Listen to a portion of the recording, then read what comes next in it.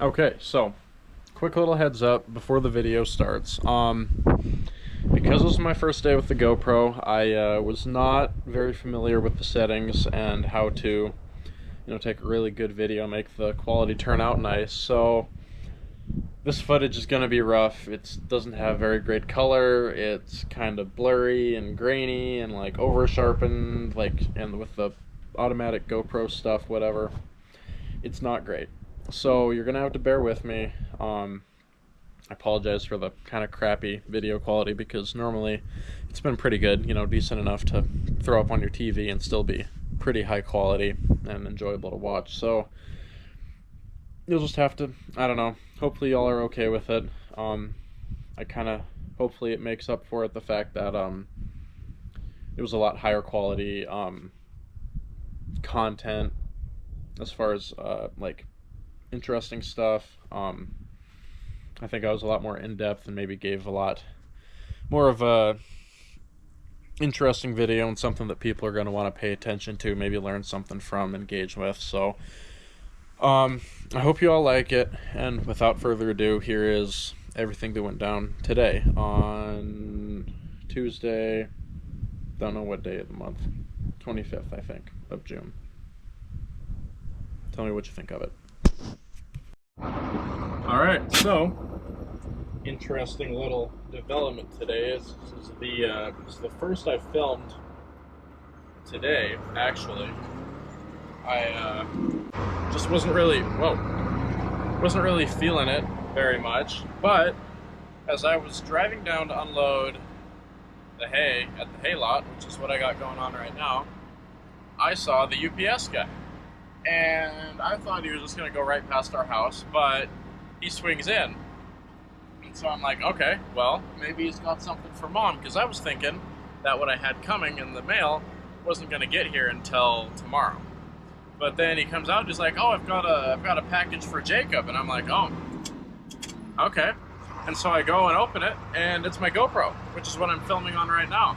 I should probably get something filmed today, so I'll kind of show you guys finer details of how our little hay hauling around the farm works. If we were going to haul somewhere further, we'd take our flatbed with a semi, but this old kind of, former grain truck, it works pretty good with the hay rack. So I'll show you the whole dumping process and everything, so we'll see you in a little bit. Okay, so I'm going to show you how we unload. We got all backed up to the bale site. So just go push in the clutch and get your PTO engaged until your light comes on, and kind of pull your pump out a little bit, and as you're letting go, kind of watch that start to pull on your pump, pull it back to go up, then you're going to start dumping. Just kind of sit there and wait patiently. So it goes up, you can see the little pump right back there, and once they start to move, start to kind of fall down into place, you'll hit those other bales there. Right about now. They hit, then you push in the clutch, you go, take off your brake, put her in gear, and when you press in the clutch, it also stops it from going up, and then you just let her go, let out of the clutch so it keeps on tipping it up. It'll just dump all the bales out in one nice little row. Push in the clutch again, set your pump going down, let her go forward, and you just let it start working its way on down. So pretty pain-free system, works good. And then now that it's down, press in the clutch again, push your PTO in, balance your pump out nice, just like that. We're all good. Let's go see how that pile's looking. Oh, well, I'm not trying to brag myself up here, but this was a near perfect bale unload. None of them tipped over all weird or sideways or anything weird like that. Just all in a nice little organized pile. Exactly what we want. Not incredibly often that I get that to happen, but I guess it's my lucky day. So now we're gonna go over and see what Grandpa has planned. So over here, moving these bales, kind of stacking them a bit closer. So the nice thing about this loader is it'll grab them 2 by 2 and just shuffle them around like there ain't nothing to it. But yeah, we'll go find out what he wants. Oh, well, looks like he let that one go at about the right time.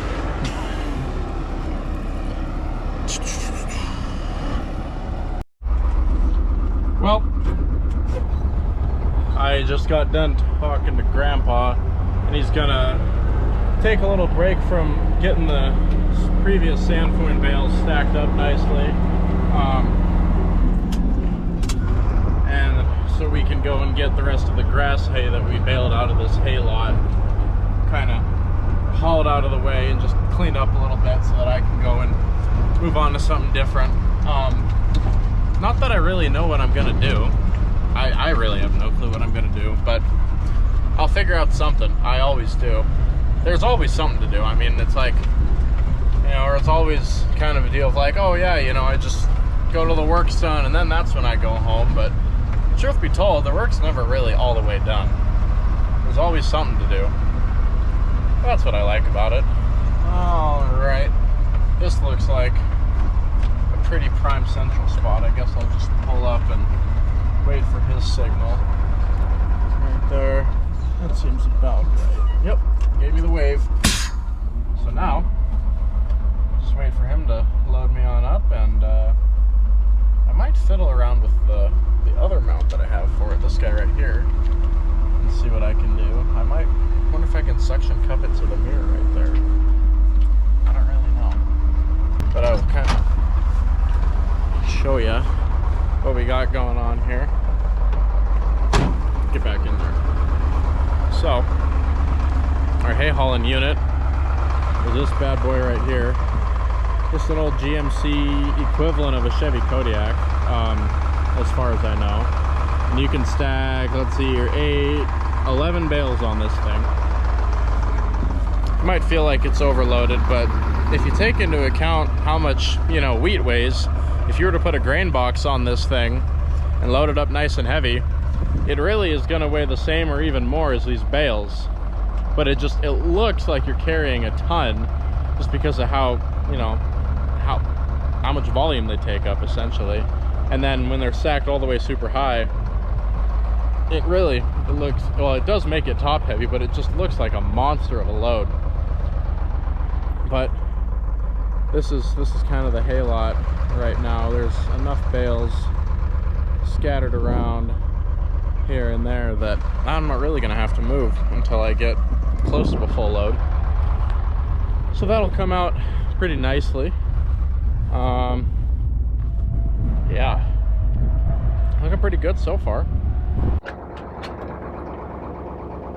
Well, I just got directed to go over the hill, so that's where we're headed. I also got my suction cup mount to work. I don't know how good this audio is. If it kind of sounds like crap, I'm gonna have to buy another microphone, because I found out that the one that I bought previously, mostly for my recording on my iPhone and my drone, it doesn't connect with Bluetooth. It has to have a sending unit and a receiving unit.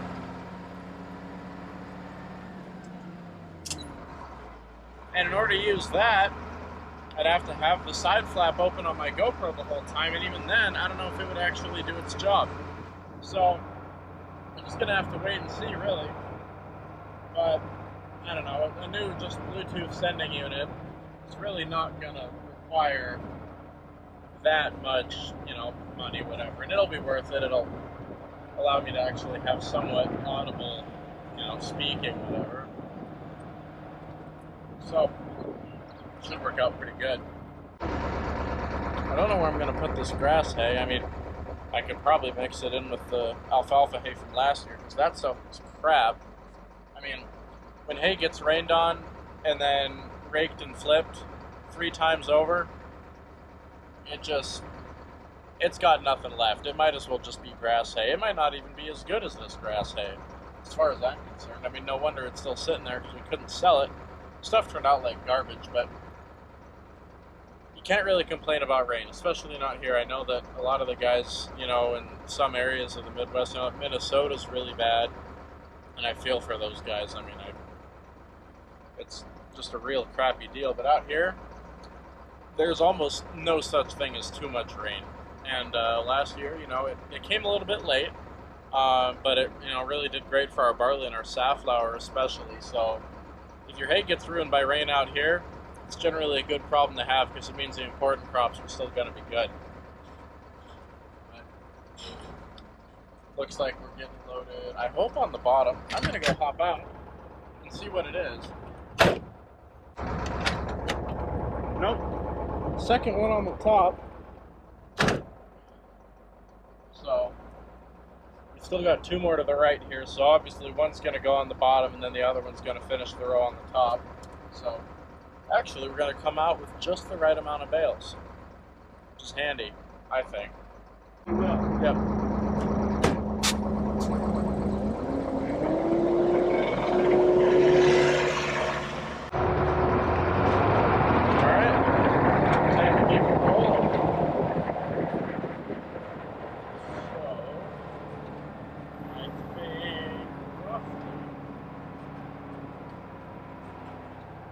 Gosh, that is awfully close to the power line. Yeah, looks about good. We'll call that good. And back to your typical little, just your basic dumping procedure, like I just showed you a little bit ago. Pump going. Sweet. You can also rev it up a little bit.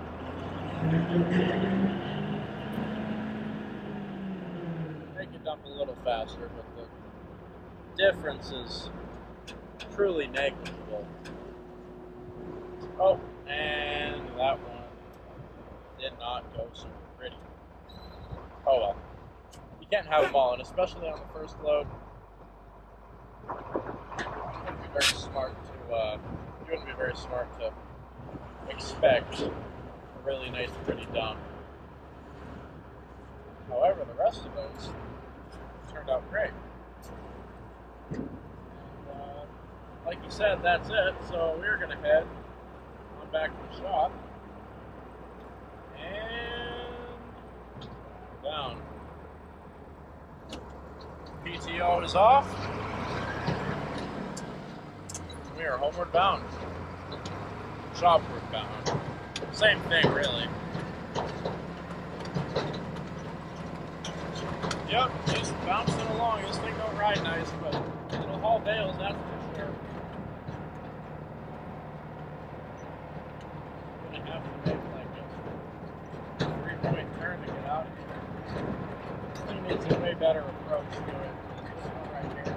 You have to go all the way down the road to my house where the bins are, turn around there, and come back down the road and hit it from west coming east. Otherwise, you're not going to make it. Well, I mean, you could maybe get it around the corner, but if you've got a load of hay on, you're going to be putting her in the ditch and putting yourself on your side. And as far as I know, not many people enjoy doing that. Some people, maybe. You're a little bit of an oddball, but I have yet to meet one of those folks.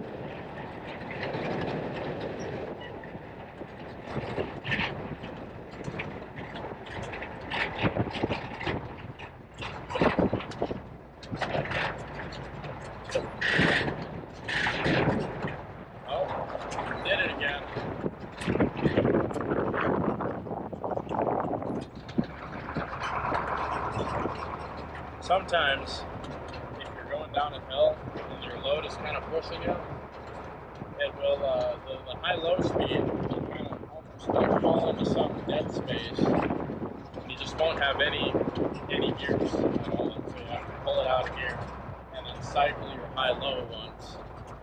And then generally once you do that, you'll be good. But I don't know, it's a little bit annoying. I don't think I need to roll my windows up because it's probably not going to rain. And even if it does rain, it would probably rain because I left my windows down. Yeah, I think I'm just going to leave them down. Makes sense to me, at least. Some people will get it.